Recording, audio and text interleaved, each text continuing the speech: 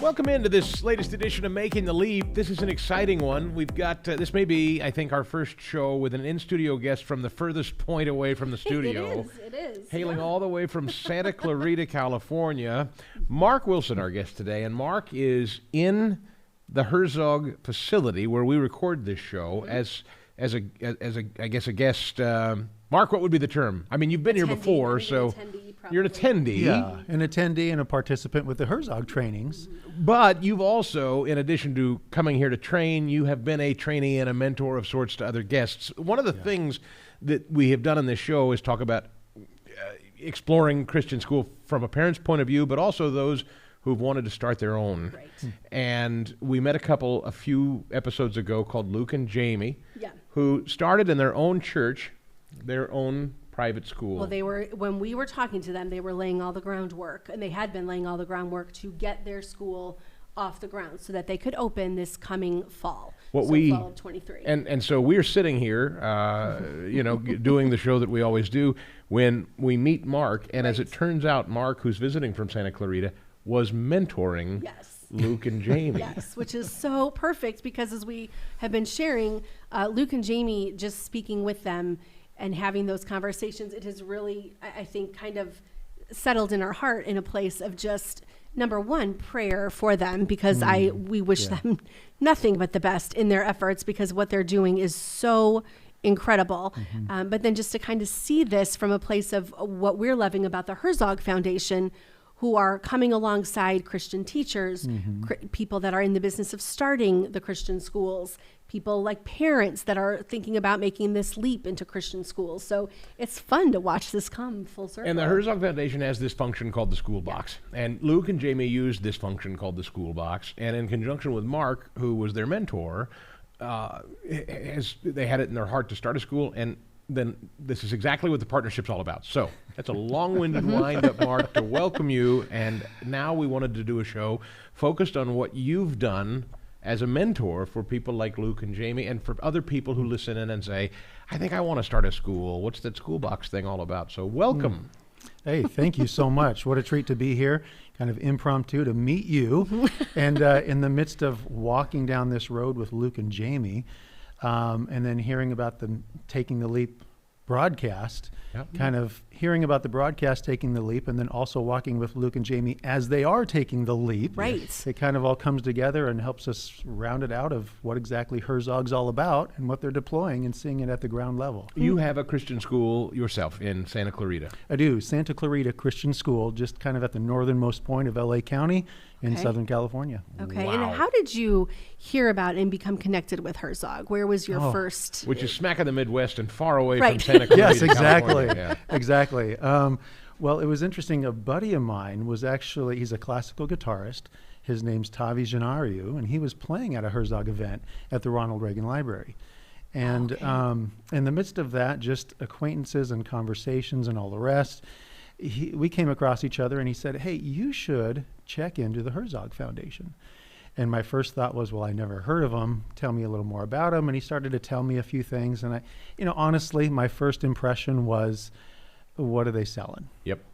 You want me to fly out there across the country, go to this event, and it's going to be some sort of big sell at the end of it. And he said, no, really. They are looking to just bless you, equip you, and send you out to fuel Christian education even further.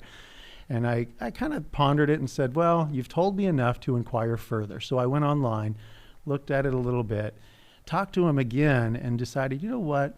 I'll give it a go. You're a good friend. You've given me a referral. I'll check it out. Awesome. And so last fall, I came out and checked out one of the events, the strategic planning event. Okay. And I was so impressed at the hospitality of everybody who works here, of the quality of what they were giving me to equip me, and really the generosity that they gave just in information and support and care for those of us that are really on the front lines of furthering Christian education, that I was convinced. And so now I'm at my 6th boot camp, wrapping this up and just trying to find ways that I can give back. And so the SchoolBox program is really one of those ways that I found, hey, I can give back to all that Herzog's been doing and all that really God is doing in Christian education in recent years. So Luke and Jamie were partnered with you. How does that work for people that are watching this, listening to this? And maybe they're interested? thinking about I want to starting start my own something. school. How did Luke and Jamie meet Mark, and what's the process? Well, they announced at one of the events, hey, if you're a head of school and you'd like to be on our list to mentor other schools that are just starting out, those that are similar to yours, put your name in the hat. And so I thought, well, hey, you guys have been investing in me, pouring into me. I feel overwhelmingly blessed. Let me give back or pay it forward in some way. So I put my name in the hat. And so they matched us up and said, would you be willing to mentor talk with this school? And that's really just how it began. And they started to facilitate everything. That's Herzog was facilitating. Yeah, like Herzog once you was. did that, and I want to make note of what you just said. I think that's something that I think it can be intimidating for people, right? You're at these sessions, you're learning, you're thinking, and then they're saying, hey, but we also need to partner with you. We also need this. And you recognizing, I think that's a big deal, recognizing what Herzog is putting into this, what as a foundation, what they're doing, that you listened kind of to that tug to say, I've benefited and now it's time. I want other people to benefit from this thing. I think that's really remarkable. Not everybody would listen to that. Talk to me about Santa Clarita, California, and the state of Christian education in California. I think a lot of times it's easy to talk about Christian education in the Midwest, Christian education in the South. The East we talk about a lot. Yeah, but I think that is a very unique part of the country, is it not? Yeah, very unique. In some that can ways, mean a lot when I say unique. So yeah, it's a loaded unique. term. Fill in the blank as you prefer. But California is its own unique beast in many ways, whether it be politically or socially, and especially in the arena of Christian education. It's kind of do or die time. Christian education is thriving or dying. There have been schools that have gone out of business, if you will, in recent years because of the challenges. Yes. But those that have really deepened their convictions and stood and delivered from their pulpit, so to speak, in Christian education and said, no, we're on mission. Parents have rallied around that, partnered with, given to, participated with these schools in a way that we've now seen enrollment climb. Things are thriving in many ways, but the challenges have not gone away. It's just that the excitement and the passion and the unity of the parents coming into Christian education has blossomed. And so, again, it's kind of a do or die time in California, if I could submit my perspective on it. Sure. How old is Santa Clarita Christian? 41 years as Santa Clarita Christian School, yeah. Wow. And in that time, it has only grown, has struggled? What's its story? Yeah, it's gone up and down, primarily grown. I think when we first started in 1982, we started as a K through 12 with 110 students, and it went up and it went down. And then generally speaking, we're at our highest point right now. In fact, at capacity at almost 600 students. The Lord has been good. We really don't have available seats other than when families leave. We've got a line of those who want in. And so the Lord has been good in that regard. The challenge for us is just making sure that in the midst of growth, we want to stay on mission. We want to retain the culture of what Christian education provides. And we just want to be faithful to not get so excited about the growth that we forget why we're here. Yes. And we don't care for the individual student one-on-one, smaller class sizes, individual attention, discipleship, and all the rest. What are some of the sessions, when we talk about the SchoolBox, what are some of the sessions that have been most helpful to you? Because I know they have them. The way Daryl Jones he's the president of the Herzog Foundation, one of the ways he continually talks about it is that, people want to start a school. They have all the educational resources. They have the information that they need to teach, but they don't necessarily have the business end of things under control. I know I would not have the first clue on the business piece. So when you're coming to one of these boot camps, what are some of the different topics? What are the different areas that they cover? Sure. So for these boot camps, they're going everywhere from the basic part of your identity and knowing who you are, why you're doing what you're doing, and then developing that into how you're going to accomplish what you're going to do.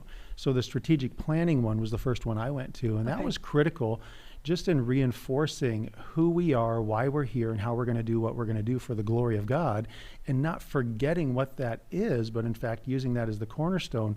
When you start adding all of those other business aspects and cultural aspects and succession pieces and all of those things that come along with it that look very business-like, you can get caught up into that.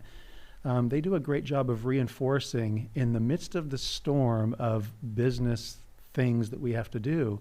Don't forget who you are and why you're here, and staying on mission for that. So from the strategic planning one at the beginning to donor development, the one that we're in right now, succession planning, culture, marketing, and enrollment, they kind of took those top 6 pieces, put those together and said, these are the ones that you need to understand best if you're going to navigate this crazy world of Christian education. Gosh. What do you say, Mark, is the biggest maybe misunderstanding, or what do I want to say? I want to start a school, as Christine said. I've got the know-how. Maybe, I've got a master's degree in education. I've got the passion and the love of the Lord. I've got a facility. I've got books and desks, and I've got all the stuff. But there's probably stuff I'm not thinking about. Right? Oh my, yeah. Like what? It's so funny because you get into it because, one, you love the Lord. You believe in Christian education, and you've got a passion for kids. And so those things you're committed to. And then you get in the midst of it and you realize, wow, the dynamics of parent relationships is a challenge. Yeah. The dynamics of being an educator who wants to run a school, who has to learn how to do finance, who has to learn how to do marketing, has to learn how to navigate all the facility issues that come up every day. Hey, the roof is leaking, the door is jammed. Who do I call about the broken window that the kid just kicked a ball through? All of those dynamics, those are the things that just keep you on your toes, and they tempt you to be distracted. But you have to remember all of those things are helping facilitate the mission, the execution of why you're there. Yeah. And so I think that's the challenge, is once you get into Christian education, so much of the administrative, top-heavy part of it can distract you from it, discourage you. And yet at the same time, you have to be reminded that, no, I'm helping all of the other laborers in the harvest by facilitating all these other things. Is that why there aren't more? Or is that why maybe over the generations there hasn't been a more robust outgrowth of Christian education because of that administrative thing? We've always been content to say, well, our tax dollars go to the public school, and that's a big kind of monolithic thing. Let that machine handle it. It seems to be running fine. Is that sort of been our attitude, do you think? Oh, I think certainly. I think you said it well, Chris. That really is. It creeps in and it tempts us to take the easier route. Yeah. Right? And if you don't have your convictions deep there, then yeah, you want to throw it in and say, I've already paid my taxes. They're already doing it here. The facilities are upgraded. They're quality this, they're quality that. Why would I go to subpar facilities for this, unless it's really transformative in the eternal sense? And that's the best part of Christian education, is families who are willing to invest. We did an episode a while ago on a debate, which I thought so funny that Christine brought it to our attention. You were going to bring this up? Yeah. There's a debate she found online about people joining a Christian school, putting their kid in a Christian school, and then some having an issue with a pastoral reference, or there being a church home, or wanting to have people kind of affiliated with a specific church, right? Yeah. And some people saying, well, what kind of thing is that I'd need a pastoral reference to put my child in a Christian school? And I found it odd that anyone would object, but why is, assuming, I haven't asked you this, Mark, but I assume you have that at Santa Clarita Christian. Is it important that families have a church home and a pastor, a faith leader that says, yeah, I can vouch for this family? Oh, my. So I'm sure you would find a variety of opinions on that, but I would just echo, really just... I only have one. So... well, I would just give you a hearty amen, simply for this purpose, is ultimately, we've often said that the Christian school is the third leg supporting the student. But I would. She even said that, by the way. Okay. That's it. Well, in some ways, I would say amen. But in another way, I would challenge that by saying there's two legs. God has established a family to raise up the next generation to know and love him. And God has prescribed that a church would, in fact, support and partner with that family to do that and help accomplish that mission. God never prescribed a school. Right. So when the school gets into the game, it's our job as the school to support the family and support the church and help facilitate that mission and that message as most effectively as we can. The school exists to support the family and the church. And so to that end, we want a pastoral reference because we want that voice and that support of saying that pastor wants to know where that family is sending their children so that they can support that and we can all speak in concert together. Well, I did not say that end piece, so No. that is And do you know how? Listen, that is so crucial. I what you just said is I love that you huge. said it, and we're blessed by hearing it. But Yep. I'm also very aware of how that lands on some people's ears as controversial. You said Yeah. something extraordinary that would be seen even as an inflammatory. You said that school exists to support the church. Yes. I've never heard anyone say that out Right. loud. Well, ultimately Christian education began in Genesis 3. As soon as man fell and God gave a promise of a redeemer, a hope for redemption, the commission for Christian education began. Parents were given the task to pass on the hope of a redeemer coming. Parents have that responsibility, Not the school. not the school. Right. And then the church is given the great commission to support parents in that task and reach the community with that same message. And so again, just going back to that, I truly believe the school exists to support the church and the family. That's why we're here. And to the degree that we get in our own world, our own mission, our own task, and push out the church or push out the parents, we're off mission from what God has prescribed for parenting to be and for what churches are to do. Now you're getting me on a little bit of a soapbox here. Well, I But love it. We love it. So, Mark, our February 3rd episode, again, for people that are listening and haven't heard it, the focus of our February 3rd episode was this young couple who have planted a new church and Yes. are in tandem, not just planning a church, but a school in conjunction. You're their mentor. So if people are inclined, listen to that episode and now meeting you and talking to you as a mentor of a young couple planning a church and planning a school. What does that mean to you? What does that look like? How do you view those people? And are you optimistic for their future? What are some challenges you see ahead? I'm just curious from your perspective since you've been counseling them. I just view it as courageous and a blessing. It's almost as if, let's say you're sharing the gospel with somebody and they come to faith in Christ. That new faith, that genuine love for Jesus that just says, I don't have any goals, I don't have any plans, I just want to please Jesus. That genuine fire that they have, we all need that, right? Whether we've walked with Christ 20 or 30 years, that genuine new convert fire is exciting. And so in many ways, I'm talking with Luke and Jamie and Pat, who's at the school as well, and I'm getting more from it than I feel like I'm giving because their fire is exciting me, is reminding me, is helping me to realize why I'm here.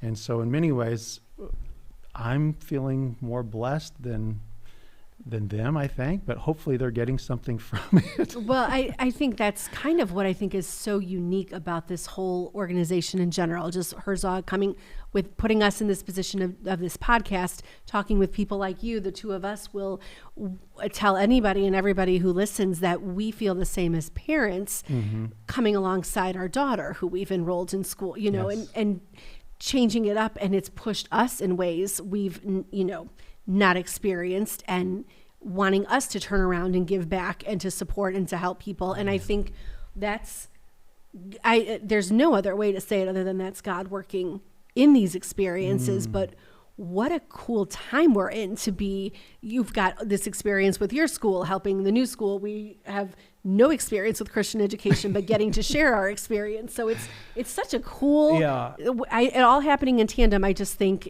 God is so good in the way He is working And with this. so true. Feels like it's on the ascent.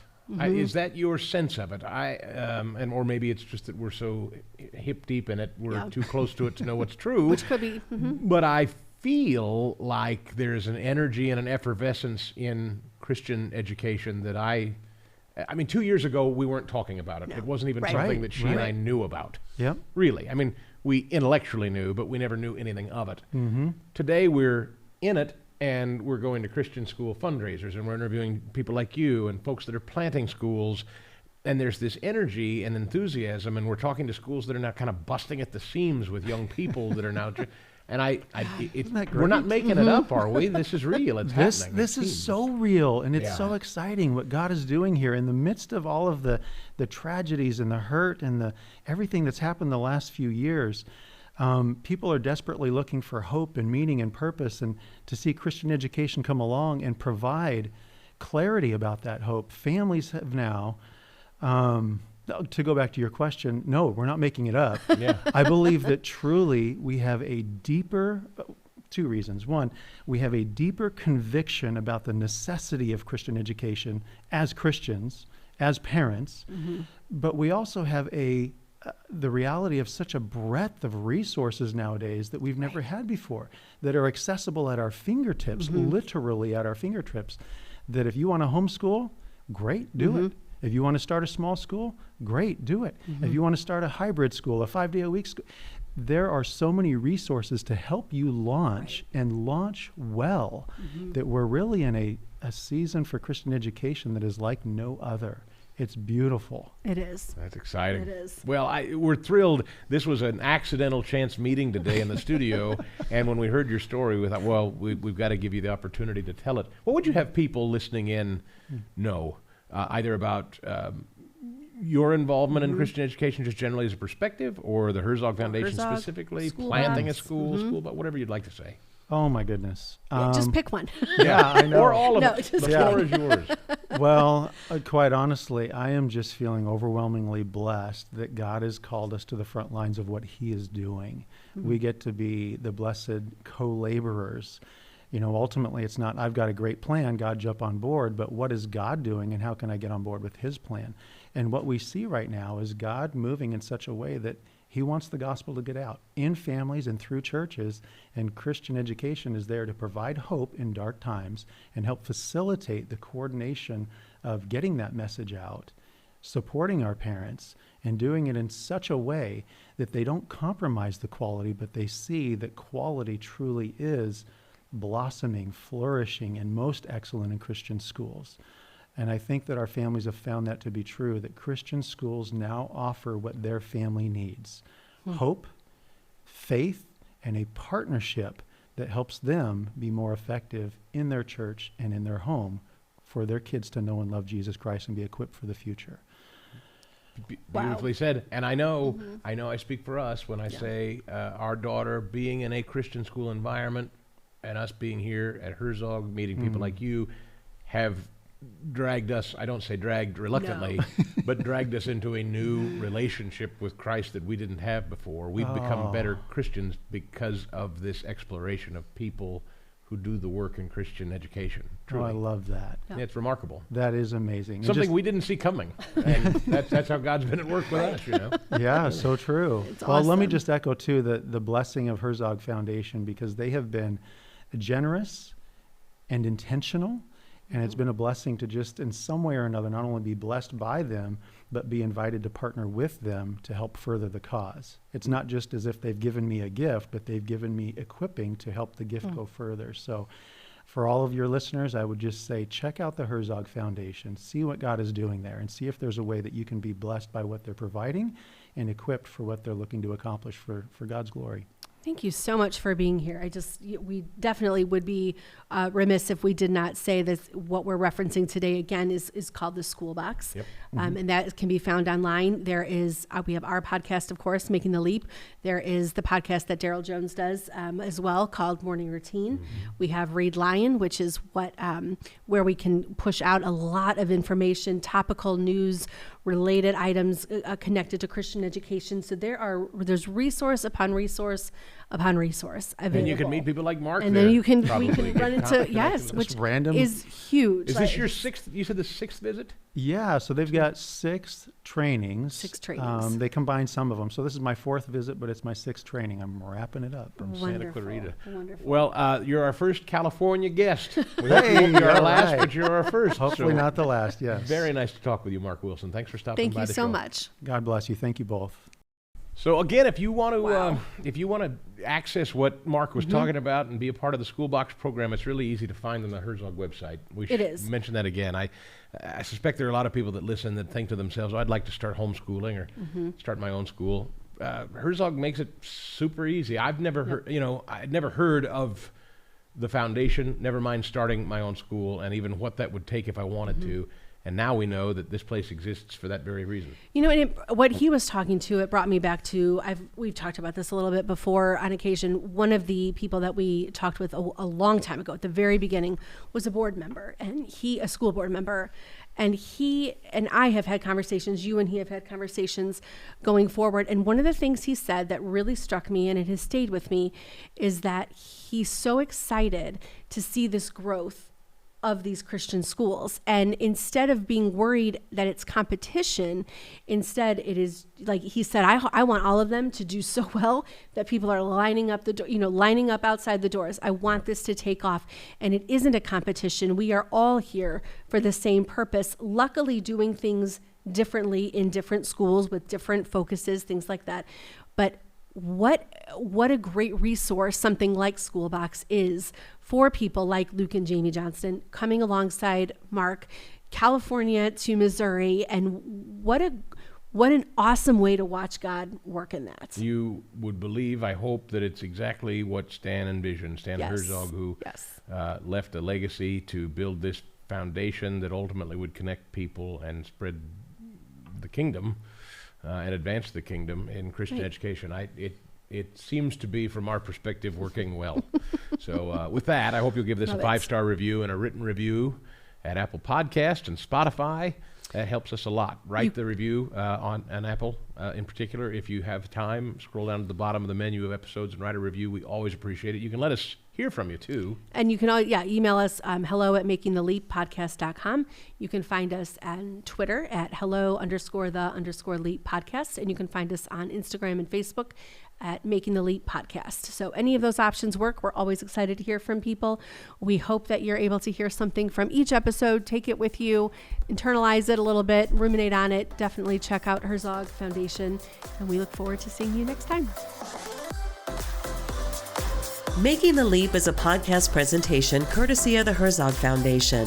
Please rate and comment on the show, as well as subscribe so you never miss an episode. And we'll see you next time on Making the Leap.